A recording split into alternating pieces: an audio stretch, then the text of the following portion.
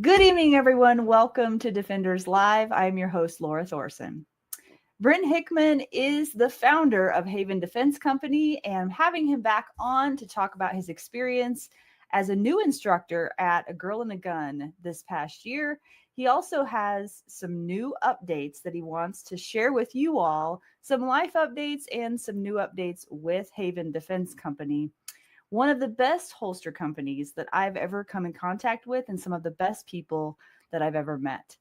And Brent is also a fellow instructor at Defenders USA. So we'll be talking about what he's learning new as an instructor as well. Let's bring Brent Hickmon back on to Defenders Live. Brent, you're just such a Hello. You're just a regular now, so it's really hard to introduce you at this point, you know? Yeah, what is this? 4 times now? Does everybody just know who you are at this point? They should if they don't. It's getting a little weird, I think. It's funny when people are like, hey, Brent. And I'm like, there's so many names and faces. And I'm like, I'm sorry, I don't remember your name. I know. But, you can just admit, be gracious and be like, hey, I'm really excited that you're excited. But who are you again? How do I know you? I know your face. Yeah. But I don't know your name. I'm getting better at that, though. That's one of my things I've been working on. So, yeah, that's an instructor part. So, you have to be intentional about that. It's usually like it takes me till about noon until I know everybody's name in the class. Can you memorize everybody's names prior to that? No. No. If it's a big class, probably not. But yeah, a lot of times it's repeat students. So, that's good. It's like, I know you the second you walk in. Yeah. The repeats are really fun, right? Because then you can continue the journey on with them and just keep training. Yeah. And you always, for a lot of the local guys here, I'm always picking on them for kind of the same things and it's always the little tiny things, right? So It's like, hey man, quit ducking your head like that. You're still ducking your head or whatever it is, Right. So right. And then they're like, I know. Yeah. And then you're like, yeah, you told me that last time. Right. Yeah. Well, it takes repetition. It's like anything else. Shooting takes a lot of repetition and an intentional commitment to get better. It's not just something you just accidentally get better at overnight, right? Correct. And it takes more work than people realize. Yeah, it really does. It takes commitment. It takes intention and commitment and continuing to learn. So the last time you were on the show, it was prior to A Girl and a Gun National Conference. You were excited. If I were you, I would have been a little nervous also about teaching your first class at the national conference. So tell us about how that went and what you learned from it. Okay. I was very excited, but also slightly nervous after the fact. Or not after the fact, but after it kind of hit me when Robin asked if I wanted to fill in, because I was technically a fill-in, right? So one of the instructors, something happened, they couldn't make it, and since I'm local and I was going to be there anyway, Robin's like, hey, Robin Sandoval, the organizer and leader of A Girl and a Gun, she asked if I would be interested in kind of taking over for his class, and it was a competition class. It's not something I normally teach, but I've done a lot of classes with competitors like AJ Zito and Tim Herron, which in August I'm going to another class of theirs, so that's going to be fun. Cool. And so she asked if I wanted to do that, and I said absolutely. What am I teaching? I didn't even realize what I was teaching, right? She's like, I got a back out. Do you want to take over? And I'm like, yes. Even before it was whatever it was. Yeah. So then she told me what it was, and I was like, okay, yeah, I can do it. And a lot of people don't realize that teaching a 3.5-hour block in a conference setting is way freaking harder than you realize. Yeah, because you want to dump so much information that you forget that it's 3.5 hours.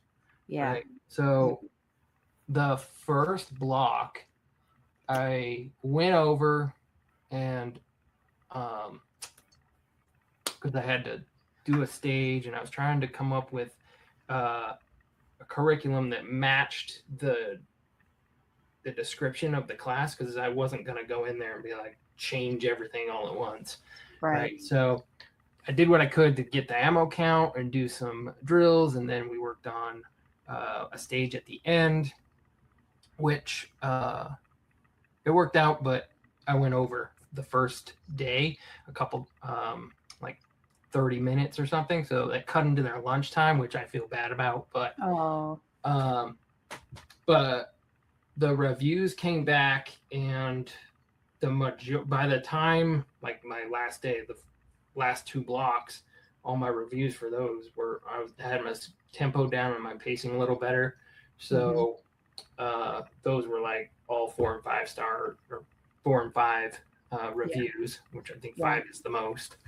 And one of them was this was the best class I've ever taken at a girl and a gun. So that is pretty cool. That's really cool.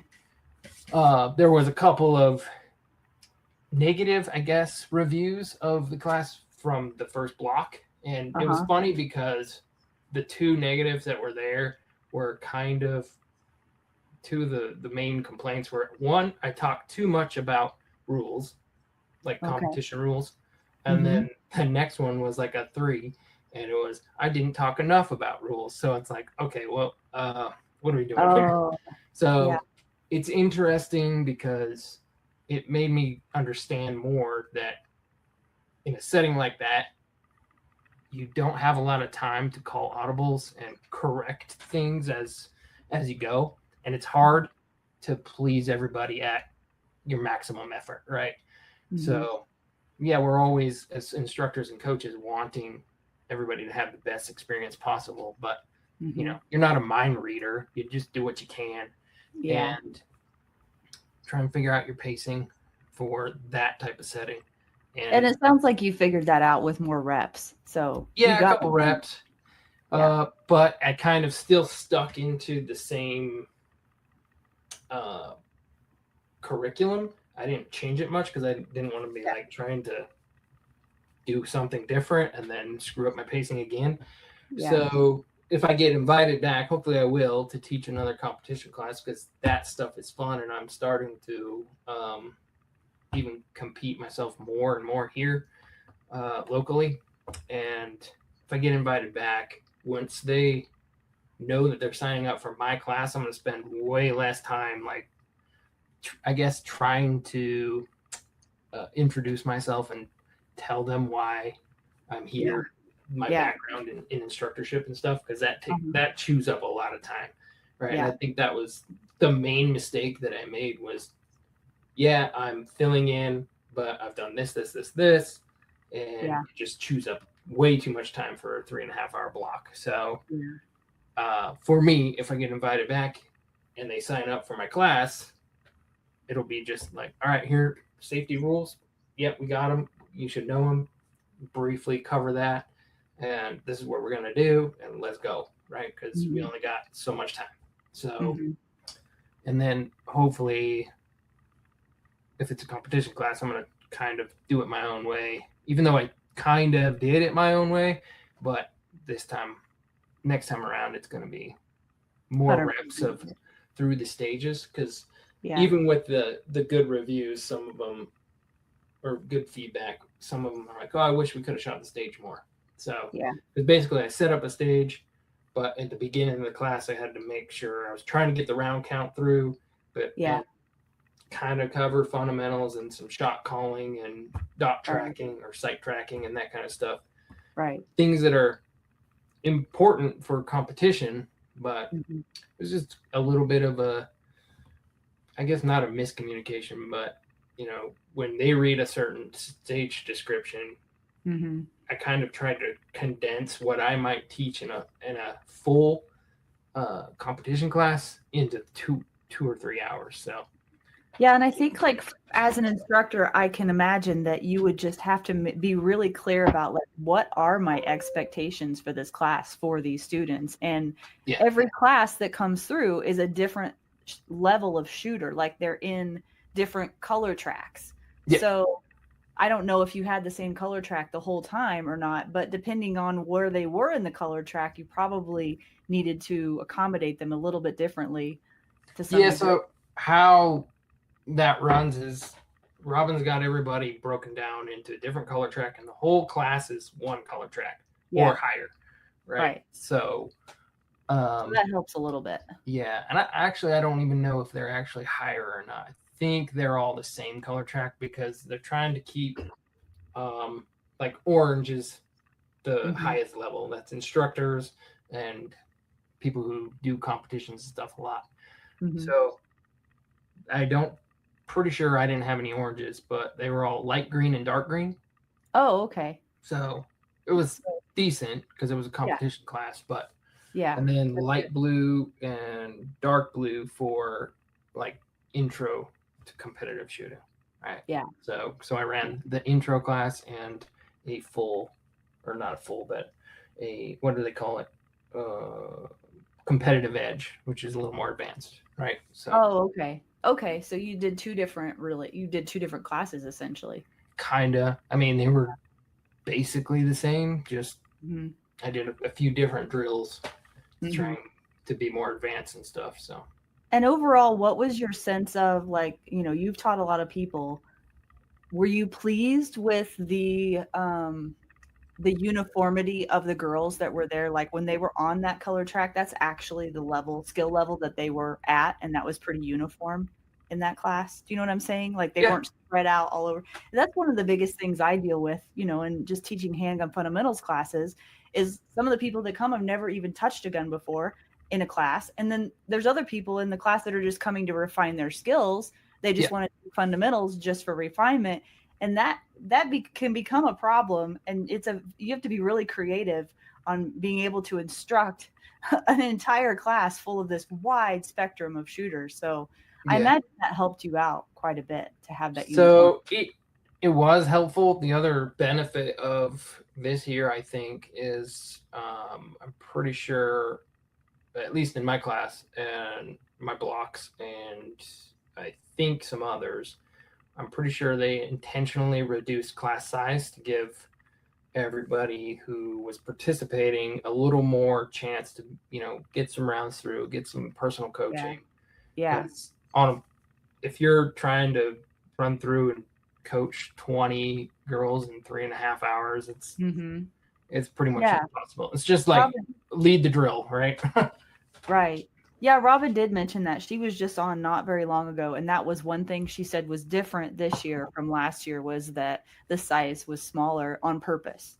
So that must have been why. Yeah, and it makes sense, and it actually worked out pretty well. It's just that my timing and stuff for the first block was a little bit off, but you got on track. We, as instructors, you should take that feedback. And the cool part about AGAG is that, at least in the feedback portion, is it's all anonymous, so they can be completely honest, because and I know that when we ask for feedback at the end of our classes, and everybody's like, even if it's good, they don't want to spend too much time, taking up time to talk about it, or two, if they didn't like it, you got to be pretty outspoken and an honest person to actually tell the instructor to their face. But to me, I would say that if you're a student and you have feedback for an instructor, even if you think it's negative, for the majority of instructors, that any instructor and coach that's worth their salt should understand that negative feedback is not negative. You may perceive it as negative, and you and I may perceive it as negative right off the bat, but it's just like shooting, right? We make mistakes on purpose. Well, we don't make mistakes on purpose, but we push ourselves. Right. And if we make mistakes, then we try to disassemble what happened and then correct it, right? So, yeah, and it's the balancing act between, like, yes, I'm going to take this and see if there's any truth in it and look at it honestly and correct appropriately. But also the other balancing act of it is also, no, I can't please everyone all the time. So it's like these two things of I want to do my best, but also remember that you can't make everyone happy all the time, even though we try. Yeah. Yep. And like I said, we're not mind readers, so Right. we don't Yeah. know for sure. But Right. I think if we just attempt to take that information and feedback, and yeah, they may be wrong, but also, even if they're wrong, there may be some nugget of truth in there Exactly. that may help us cater to more people who need instructorship or Totally agree. need coaching and stuff. Yeah. Did you learn anything new about yourself that you were surprised about? Uh, actually, once I yeah, I think so, because once I started actually teaching the stuff, like all that nervous energy and kind of all that kind of went away. I didn't even Hmm. just like normal. Yeah. Um, but the only difference was I tried to cram so much into too little a time. So Hmm. next time around and going forward, that'll be the only thing I change. Just keep it simple for the block of I was instruction going that to they're say, looking for. you know what I think really happens when we start instructing is I think because I get nervous before every class to some degree, different variances of degrees, you know. For me at least, what I think happens is I am like nervous because I want to do a good job. I don't know who's coming to the class, you know, and there's all this stuff I don't know, right? So many variables. But like you, once I get started, everything just is like awesome. And I think the difference is like when I'm anxious and worried about anything, I'm self-focused, right? And once I get into instructor mode and I start helping people, I get into a service, you know, a Yep. service mode of people. And I care more about them than I do about myself. And then all that focused energy and anxiousness and stuff just disappears for me.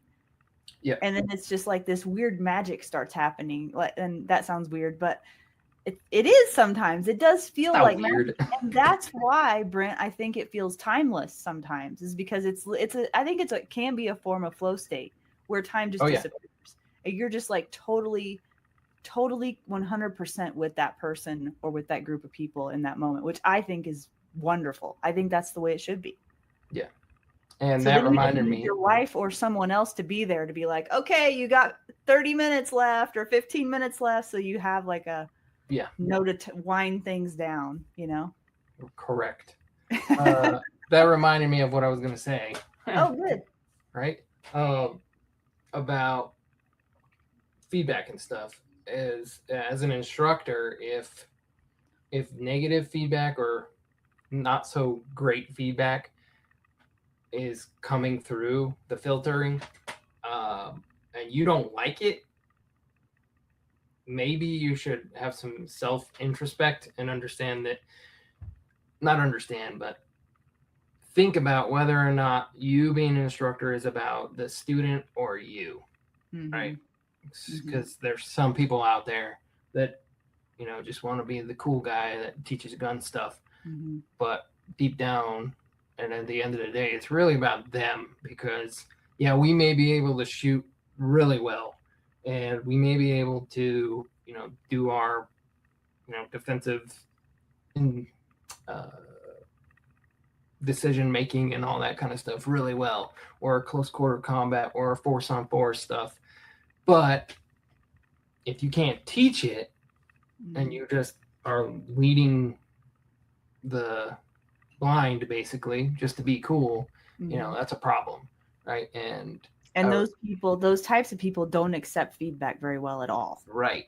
Yeah. And as I think some of the best instructors are begging for every nugget of negative, because I don't even think that they view it as negative. It is opportunities for them to improve, right? So that's when I ask for feedback in a class, and I don't know how you do it, but when I'm done with the class, I will ask for whatever feedback they got, but specifically parts or things that I can improve on. Not even if you don't like me, if you think I'm ugly, blah blah blah. I don't even try and frame it that way, because then they might be more prone to actually want to share that information with you. Because if you frame it as negative, then they don't probably want to take it, right? But if you frame it as opportunities for me to improve, you might get some improving feedback, right? Oh, you talk too much about this or whatever, right? That doesn't mean that they're right, but maybe you can frame it slightly different the next time around so that it doesn't come off that way. I think that a good way that I've found to frame asking for feedback that doesn't feel negative to me or the person I'm talking to, at least I think, is I ask them, what's one thing that I did well and what's one thing I could improve on? So that way they don't just feel like they're just sitting there bashing me, because most people don't want to just sit there and bash you. They want to tell you good things, right? Yeah. It's like that still gives them the opportunity to say something that went well, but also the opportunity, and when you say what's one thing I could improve on, that's a different way of looking at it, Yeah. So it's the same, pretty much. It's still the same, yeah. So you think alike. I know. So, okay, let's switch gears then. You have some new news about Haven Defense Company, personal and professionally. Yeah, and they kind of, this news kind of flows into the instructor stuff too. So because basically we are moving to Grand Junction before the end of the year. There's some titleship transfer stuff going on that we gotta kind of wait through, but basically we're gonna move to Junction so I can be closer to Cameo. So because right now it's like 50-minute drive for me, so we have to pretty much pack up. That's gonna be so awesome for you, Brent. Yeah, because I have to drive 45 minutes to the range right now too, and it's no fun. Yeah, right. And we have a place to stay with Marissa's mother-in-law, so whenever we come down and teach like 2-day classes or whatever, we get to kids get to see grandma. Go home. What's that? Now you'll just be able to go home. Yeah, go straight from home to the range, do my thing, and then so on and so forth. But we're actually going to get, for the business, for holster stuff, we're going to get a bigger shop and pretty much be able to expand a little bit, because we're still I'm still operating in like a 300 square foot little garage, right? So it's going to be good. There will be tons of new stuff coming from us for like products and stuff, some more competition gear, since I'm getting into that more and more. Working on like an aluminum drop mount that we're manufacturing here in-house. We're just gonna have more space for stuff, so it'll be way good. And then people will be able to come and, like, the market in Junction is a little better for customers, because where I'm at, there's not a lot of gun people. Right. So it's better for everything, it sounds like. Yeah. So hopefully by the end of the year, everything will be kind of in place, and then I'll be able to have more classes that you can find at Defender's website and sign up, right? Hopefully at least 2 or 3 classes a month, because it'll be way easier for me to schedule it and come down, and it won't interfere, because right now, if I'm running a class, I basically takes up my Friday and Monday, so I have to kind of work extra in between and do all that stuff because of travel, right?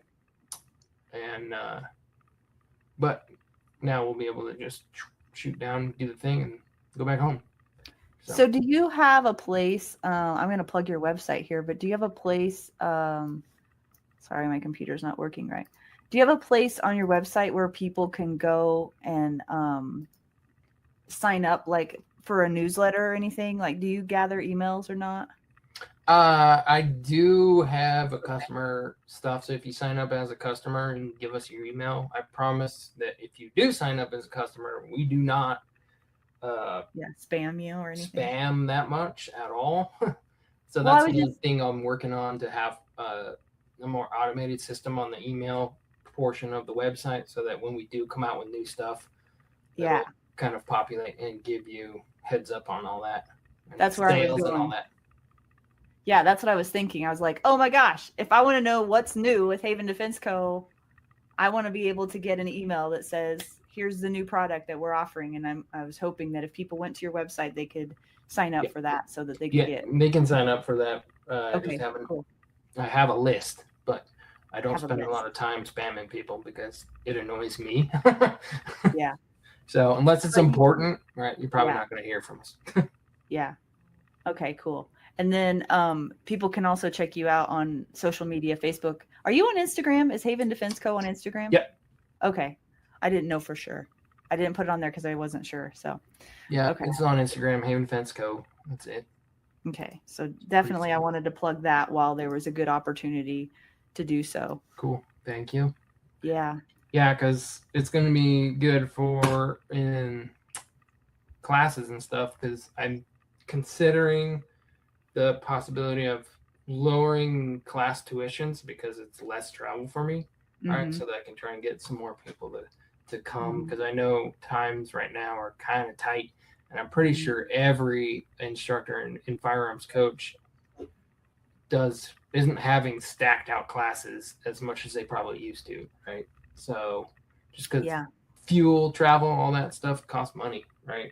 So ammo, Airbnbs cost money, everything costs money, which is why when Robin was on the show recently, she shamed me because I wasn't at a Girl in a Gun conference, and I totally deserved it. But also it was like I had to choose. I had to choose between the expense of going to the conference this year or the expense of going to the regional tactical games. And I just really, really, really, really, really wanted to do that this year. And I'm hoping next year I don't have to choose. It sucks to have to choose, you know? I want to do all the things, Brent. I understand. I want to do all the things too. Since becoming an instructor, I've taken so many classes in like 2 or 3 years, and this year is the only time I'm taking one class. And then next year I might take a few, but after this class with AJ and Tim in August, I'm just gonna dedicate a bunch more time and money to just the local matches and shooting both IDPA and USPSA because that's a little bit less expensive than touring around the country going to gun classes. It's a lot less expensive. Yeah, I did some math and I was like, well, if I did two full competitions a month, I'd still, pay for one class. Right. So, give or take minus ammo. Right. Because definitely probably would shoot way more ammo to doing two classes or two competitions a month. But the problem with local matches here for me anyway is they are always on a Saturday. So I have to balance whether I want to teach a class that weekend or that kind of stuff. So kind of schedule around that. So well, there's a lot of new things happening for you guys this year. I'm really excited for you. You've come a really long way. I've only known you for, I think since 22. So that would be only 4 years. That's weird. I feel like I've known you at least a decade. I don't even know why I feel that way. I don't know. I've been with and known Adam for ever 14 years now, I think. Yeah. 12, something like that. Yeah. Too long. I'm sure he's tired of me. He's tired of me too. Right? He's tired of both of us, I'm sure. I'm sure he is. Does it feel that way to you? I don't know. Even Adam, you and Adam both, I feel like I've known. If I were just to guess and not think about the actual year I met you, I would say, I've known him for at least 10 years. But I haven't. Isn't that crazy to think about? Time is funny. Time is funny. It is funny. So is age. Right. Yeah. Marissa is getting her NRA instructor certifications. She is? Yep. That's awesome. I'm not surprised at all. That's totally down her alley. She will be a great instructor. Yeah, she helps out a lot. She has her RO cert already. So anytime that I have a big enough class for her to spend the time, she comes down and helps. So yeah, it's kind of a natural thing for her probably to just get her instructor certification. I think so. Yeah. Now, whether or not she goes as hardcore as I did is a different story. Maybe she just wants to be able to assist you. Well, she can do that already. But Well, I know, but like officially, you know? Yeah. Yeah. Yeah. She can take over, so I don't have to do it. No, I'm just kidding. I love doing it. It's fun. She could be the morning instructor. You could be the afternoon instructor. I mean, you guys could switch off. I mean, sometimes that's really helpful. I do that with a friend of mine up here, and that way we've got a male and a female instructor in the class, which I think a lot of people actually enjoy. You get different things from different instructors, and he'll do a bunch of the morning stuff. I'll kind of chime in here and there, but then I'll take over in the afternoon and just run till the end of the class. And it's fun that way. I don't know about you, but I get tired of hearing myself talk after a while. Do you? I don't know. I don't try not to listen to myself too much. It's just like it's exhausting, 8 hours of being the person, in front of everybody. And so you can kind of switch it off and on. It's kind of nice and it makes it more fun, I think. Yeah, I've been playing with there's a few times where I'll set up a class that's only like 6-hour block. Mm-hmm. Right. So it's not 4 hours, but it's a little extra, but it's not so much that like specifically fundamentals classes, I think work really well as 6 hours. Because then you, like give them a break at 30 hours, 15, 20 minutes or whatever to eat and relax and do that kind of stuff. You come back and they can retain more, right? So I agree. Because otherwise, by that last 2 hours, I think a lot of the time people are just wiped. Yeah. Unless it's specifically like one of Adam's fighting handgun classes, right? You're there to, see what it's like to get your butt tuckered out and shoot at the same time, right? See what it's like to kind of have that stress inoculation and all that. But for fundamentals, maybe 6 hours is probably good, right? Yeah, I agree with you on that. Yep, they start dropping like flies in the afternoon, especially weather-related stuff too. Like if it's really hot, I mean, that's a lot of information for new shooters to soak in. And I think they get mentally exhausted, but also physically exhausted, depending on, how good a shape they're in or what they're used to. They're on their feet all day long. If they're not used to that, just that by itself can be tiring, Yeah. That's the truth. That's the truth. Yeah. Truth of truths. Let's see. Are there any golden nuggets that we could help? If there are people watching that maybe haven't gotten into gun training just yet, are there any, like, as instructors, what could we tell them to help them be more prepared to come into a class? Like, would it be managing their expectations? Would it be as simple as make sure you don't forget your mag loader? Like a mag loader is really helpful to have when you come to a class for the first time. Like little things like that we just know that's common sense to us that people that are new just might not even be thinking about. I was just wondering if that was maybe a little bit of value we could add to some people that are listening, possibly. Totally off the cuff question.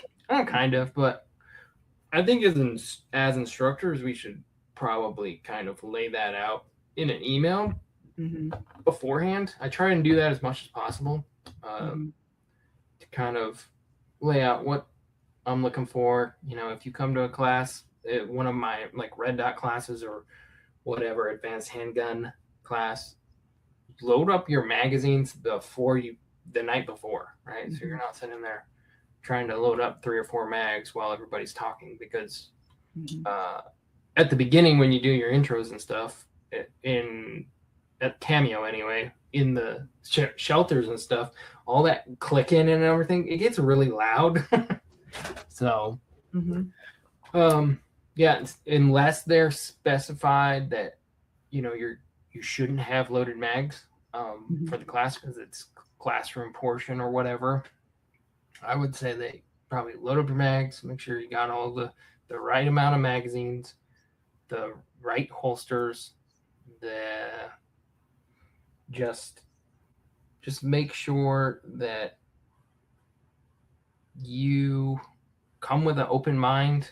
And the majority of your instructors are probably going to be not the knife hand type instructor like anymore. That used to be a thing, and now I think more and more people are understanding that civilians don't learn in that military style type of teaching, right? So, and especially like concealed carry classes and all that, right? There's a time and a place to learn the hard parts of shooting.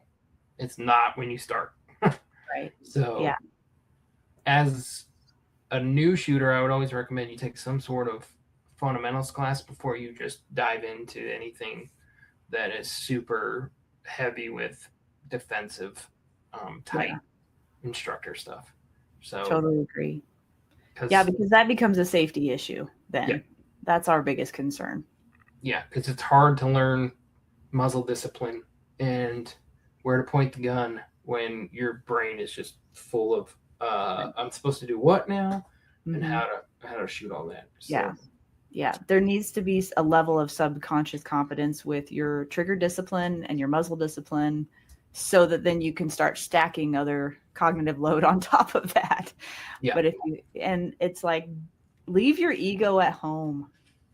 Leave your ego at home as much as you can, because it can be a really dangerous situation if you don't. Yeah, you got to know where your limits are, and no matter what, I would say you need to self-advocate for yourself.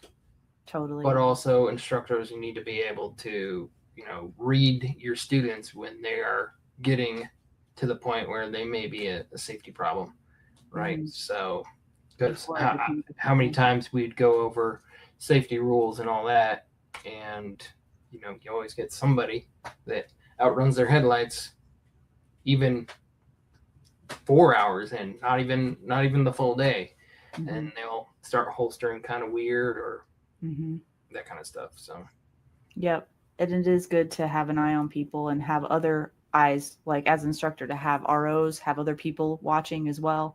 And then, like, from a practical standpoint, maybe it's just because it finally got hot in Montana. I'm thinking electrolytes are important in the summer, and so is bringing a chair. Like, just like being able to take a break and sit down and chill for a minute. Yeah. That can really help you during those breaks, just to really be able to, like, just relax for a little bit, because those breaks are usually really needed, and some people don't take advantage of them like they should. Like, that's what you're talking about, self-advocating too. It's like, know yourself, know your limitations, not just with the gun, but with the weather, with your hydration, with everything. It's honestly really important, especially when you're handling a gun. Exactly. We're not just saying that to be woo-woo. We're saying that because that can be a real issue. Yeah. I don't know if we were planned to get into this or not, but I have no plans. No plans.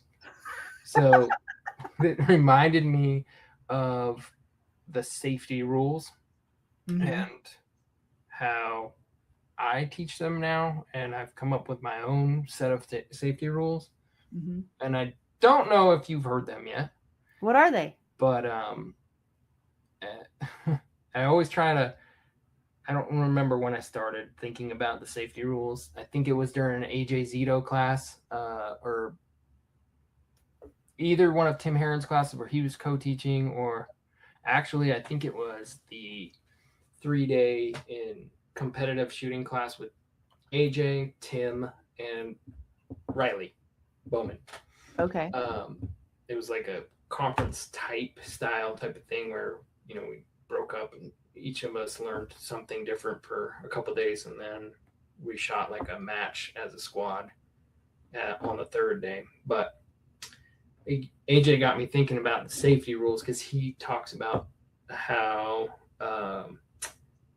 like the original Colonel Jeff Cooper's rules have kind of been transformed from what they originally were when they first started. Specifically, the treat all guns as if they're loaded at all times, right? I think I haven't really been able to look up where he got this information, but if you know AJ, it's probably correct. But something along the lines of that rule came from Colonel Jeff Cooper getting mad at people coming up to the line without their guns ready to go. So the rule was all guns are always loaded, period. Oh. Right. Huh. So it got me thinking about how we teach the safety rules, right? And NRA is doing a better job, I think, of some slightly different rules that kind of apply more. But if you take those rules and think about them, you can't actually apply them as rules 100% of the time. So you dry fire, right? Mm-hmm. So in that moment of dry fire practice, are you treating the gun as if it's loaded? Genuinely? Genuinely? If you had an actual loaded gun in your house, right, would you draw the gun and point it at your wall and press the trigger? No, but I don't point it at the wall. But I get what you're saying. Whatever you have your dry fire set up as in your home, right? Okay. If it was a loaded gun, you would not press the trigger unless you were needing to use that gun in self-defense, correct? Right. Yeah. So are you following the rules or not?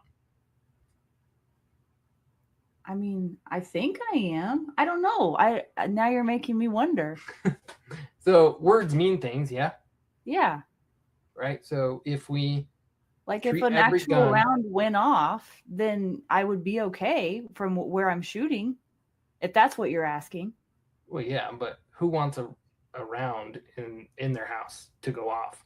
Oh, okay. Put a hole in whatever you're aiming at.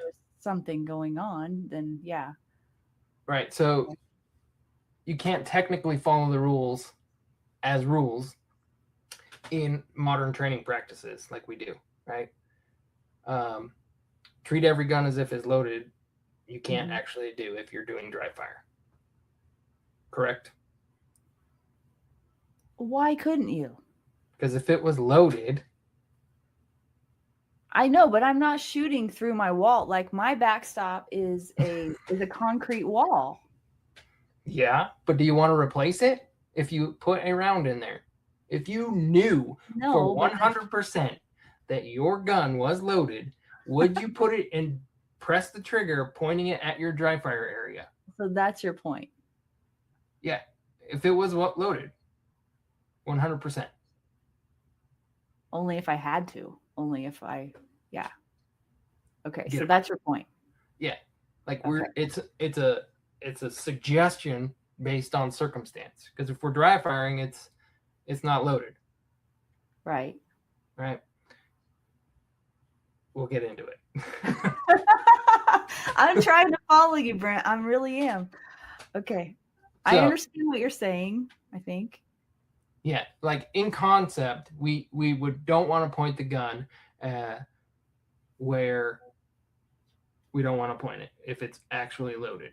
If we are treating it as if it's loaded, like I get the concept behind it, but you cannot actually follow it as a rule at all times if you're doing anything other than... You can't do dry fire, period, and follow the rule.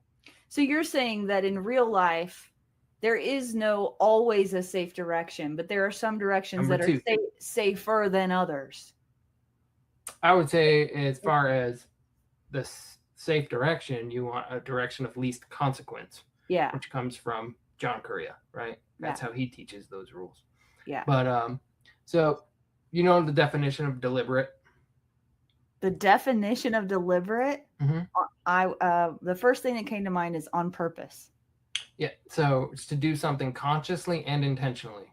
Okay. Right? It's 2 layers of a positive action, right? So for my safety brief in my classes, I'll talk about how we don't always follow the rules. So that's why accidents happen, is because sometimes they're rules and sometimes they're not, or are they rules at all times, right? So with these, I personally think that you could follow them and still do all the things we do nowadays with dry fire and other training methodologies that are way more advanced. But so you deliberately point the gun in the direction of least consequence, deliberately touch and press the trigger only when you're in the shooting process, and deliberately condition the gun for its current intended use. So if it's for dry fire, you condition it for your dry fire practice. If it's for safe storage, you condition it for your safe storage. If you're using it, you for concealed carry or your defensive pistol, you don't want practice ammo in there, right? Mm-hmm. Right. So if you deliberately condition your guns at all times, and if you're unsure, check, we are more likely to not have accidents, but we can still follow those rules no matter what we do with it. The through line is consciousness. Yes. So you can boil down the rule as to one, is do everything with the gun consciously and intentionally, no matter what. Yeah, that's totally true. I agree with you 100%. So, yeah, because that's where people get in trouble, is when they aren't conscious about what they're doing. Correct. Mm-hmm. And I know it sounds semantic or pedantic, to talk about how words mean things and all this, but we have direct experience with, we go through the safety rules and still people break them. Mm-hmm. Now, even after going through my safety rules, I catch people sometimes not being deliberate with their gun and purposeful. So that's where it comes down to, right? Everybody needs to be 100% switched on when they have their guns on or using them in any capacity. Totally agree. Yeah. Yeah, that is, you boiled it down really well, actually. That seems way more simpler than 4 different sentences to memorize. Well, and when I ask people in class, I'm like, okay, who knows the 4 safety rules? You get blank stares. And then even if it's a more advanced class, they're like, don't point the gun at anything you're not willing to destroy. Right? Can you follow that rule at all times? Not really. Like, are you willing to destroy whatever you're doing dry fire at in your home? Not really. So for me, that would be the direction of least consequence then. Yes, because yeah, there's a consequence for every time that round goes off, and you are responsible for it, no matter what. So whether you're at the range and it's 45 cents and a hole in the ground, or little Susie, right? That's a low consequence or high consequence. And if you pay attention to John Correa, he's an expert witness, and he made some posts about how a prosecutor at one point, where he was doing expert witness work in, tried to use Rule 2 against the defendant of, well, you intentionally tried to destroy the person. Do you remember that? It didn't work, but they tried to use Rule 2 against the defendant, the prosecutors. It didn't pan out for them, but John, if you go back and read John's post somewhere, he made a big post about it, and I was like, oh. There was somebody in Idaho, I don't know if you saw it on social media, there was someone in Idaho just this last week, a woman who was killed by a round that her husband had in his gun while he was cleaning his gun. He was doing maintenance on the gun and didn't check to see if it was unloaded, and accidentally killed his wife. I think it was his wife. I think they were living together. I don't know if they were married, but yeah, it's just crazy to me that still happens, like, way too often, and I think it's probably more common than we even realize. Yeah, probably, unfortunately. And it's because not enough people ingrain good habits, right? And they're not conscious with their guns. Yeah, and that reminds me of another thing I saw on social media just yesterday or the day before. Chris Bean reposted this guy who was talking about some situation, and he was giving his opinion on this domestic situation that was happening and the responsibility. I couldn't even hear what the guy was saying, because the whole time he was handling his gun like this, Like he was just doing this, like this hand, this is the gun. And his hand was just on the barrel of the gun the whole time. Like he was just willy-nillying his gun like crazy, trying to give expert advice on something having to do with guns. I don't even know what he was talking about. I couldn't even hear it. I was just like, you just put yourself on camera pointing the gun at yourself over and over and over again. Like, what? Like, there's a few other. said to him, you know what that guy would have said? Oh, it's fine. It's not loaded. It's unloaded. If he was standing in front of me today and I said, dude, you're pointing that gun at your hand, that's what he would say. It's unloaded. Yeah, it's unloaded. Anyway, yeah, sorry. There's a couple of holster manufacturer ads and stuff that I've seen. Not ads, but like descriptions of, oh, this is how our holsters work. And it's like them videoing, right? And they're doing this thing and they muzzle themselves like 5 freaking times while demonstrating their holster. And I'm like, bro, it's yeah. Come on. I know. Where did common sense go, Brent Hickmon? Yeah. Did it leave with the 90s? Because I miss the 90s. Don't we all? I miss the 80s and the 90s. Yeah, that's funny. Yeah, and common sense. Well, this has been a fun conversation. We didn't know where this was going to go. I mean, we had an idea, but we didn't know where this was going to go. That's the best type. I know. Live for you and me. I have to just say too, I'm going to say this publicly, Brent Hickmon. Since I first met you, you have grown leaps and bounds. You have grown so much as a person, being able to talk to people, being outgoing, like your true personality finally is coming out for the world to see. Like you have not always been that way. I know. It brings me so much joy to see the real Brent Hickmon come out as an instructor and online, like on camera. I just want you to know that. I'm so freaking I appreciate it. Yeah. Very much. It's kind of weird and hard to do. It was. Like when you first started. It didn't come naturally to you. No. Who really likes talking to the camera? I don't.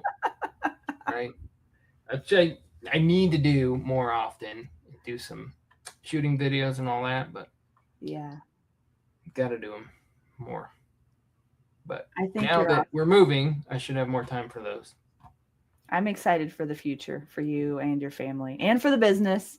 So you guys make sure to go to havendefenseco.com. Check out what Brent offers. He's a super high quality holster maker and his family has the best customer service. Really good customer service, which is like really important nowadays because that's hard to come by. Yeah, and I think that's kind of the discerning factor between different holster manufacturers nowadays is, your warranty and your customer service, right? Because I design and model all my own molds and stuff, so the fit, form, finish is like very nitpicky. Just like probably a detriment. I probably could make way more money if I just made stuff and cranked it all out, right? But I spend a lot of time making sure that the new offerings and the new molds and all this stuff are as good as I can make them. But with technology of 3D printers, which that's what these are behind me, and CNC machines and easily accessed CAD, more and more companies are starting to do what I did 7 years ago and, design their own molds and design their own blocking and all this stuff. So if they're competitive as far as fit, form, finish, that's where you got to be better with your customer service and your warranty. Mm-hmm. Like mine is kind of ridiculous as far as warranty. Like if you break it, I'll send you whatever you broke free of charge. Like period. So if you guys if you guys want to check out how meticulous he really is, there's a really good video on Defenders USA YouTube of you and Adam going through, and this would now be your old shop because you're moving, but going through the shop, talking about the process, how you do everything. It's a really good video. I really enjoyed it. So you guys should go check that out if you want to learn more about his process. Yep. That'd be cool. And once we got a new shop, there'll be more videos of that kind of stuff coming from our Haven Defense YouTube channel. And if you want to take a class with Brent, you can go to defenders-usa.com and look at the calendar to see what's coming up there. I'm a fan, always have been, always will. Thank you for coming back on the show, giving us the update. And thank you for having me. Anytime you need something on video, just you want to do this again, we'll just chat. We'll just chat every few months. Every few months, somebody will either watch it or not. That's right.